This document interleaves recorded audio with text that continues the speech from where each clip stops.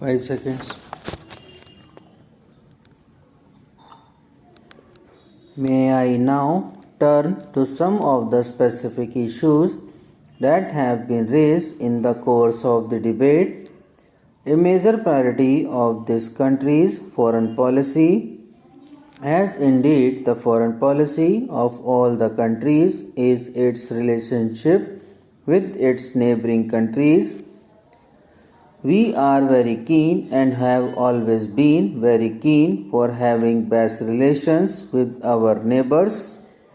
We have many common aspects. We are one people in many aspects because we have cultural ties and we have economic linkages. And where we do not have economic linkages, we have good reasons to have economic linkages. In many respects, therefore, the fraternal spirit that we advocate for the international community as a whole, that fraternal spirit must prevail even more vehemently in our own neighborhood, in this region, in this subcontinent, and therefore the relations with our neighbors and the strengthening of these relations are of priority in our foreign policy objectives.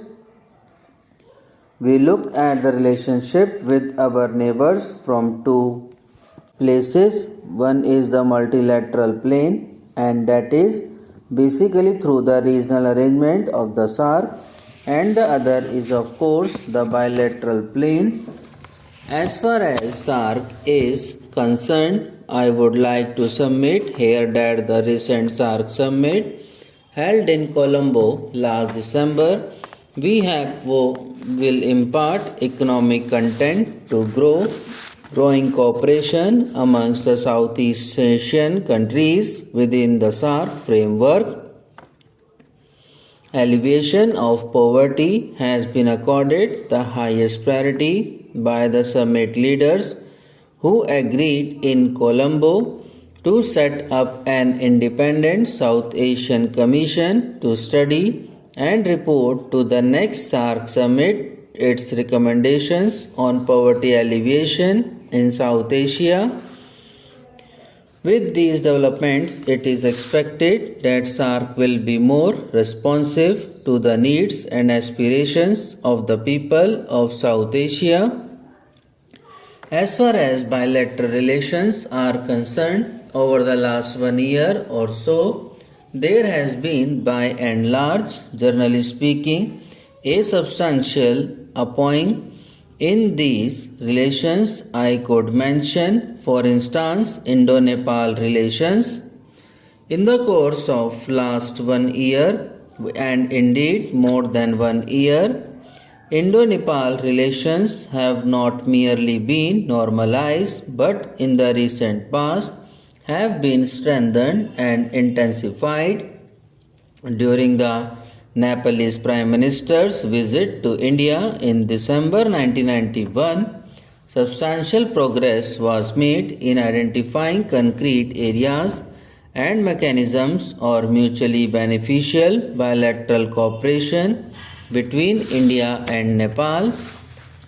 As many as 5 treaties and agreements were signed between the two countries for cooperation in a large number of areas such as trade, transit, control of unauthorized trade, agriculture, education, science and technology. A number of decisions were taken for cooperation in the key area of water resources development. Thus, the two countries are moving towards a new era of mutually beneficial bilateral cooperation.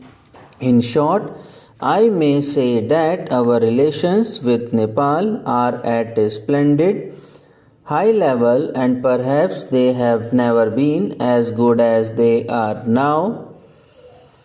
We would indeed improve on this spirit of fraternity and cooperation for further benefit of both our countries and people. As far as Sri Lanka is concerned, the meeting between our Prime Minister and President Paramdesa in December 1991 on the occasion of the SAARC summit, give a further boost to bilateral relations and enable discussion of issues of concern. It was agreed that Sri Lanka could take back Tamil refugees presently in India who were desirous of returning voluntarily to their homeland. As of now, approximately 15,000 have returned and the movement is continuing. We have taken up with the Sri Lanka government incidents of attacks by Sri Lanka Navy on our fishing vessels which stray beyond the maritime boundary. Assurances have been received from them that such instances will not recur. At the same time, it is necessary that our fishermen be advised to online their fishing activities to the Indian side of the maritime boundary, and we are at the direction of the Prime Minister in the process of seeing as to what we can do within the existing legal framework to improve upon the possibility of fishermen to fish in some of these areas which we are now discussing. Now I come to Pakistan. Unfortunately, in spite of our good wishes and in spite of our keen desire, I am not in a position to report to the House that our relations with Pakistan are in a very good condition. The crux of the problem remains Pakistan's continued support to terrorism and subversion directed against the Indian states of Jammu and Kashmir and Punjab. Assurances conveyed by Pakistan in this regard remain to be translated. Pakistan has also been attempting to internationalize the Kashmir issue and has misrepresented and distorted the situation in the valley through false propaganda. On our part, we are willing to discuss and seek a peaceful resolution of all issues with Pakistan, but it is evident that meaningful discussion on bilateral issues can only be held once Pakistan stops its interference and support to terrorism.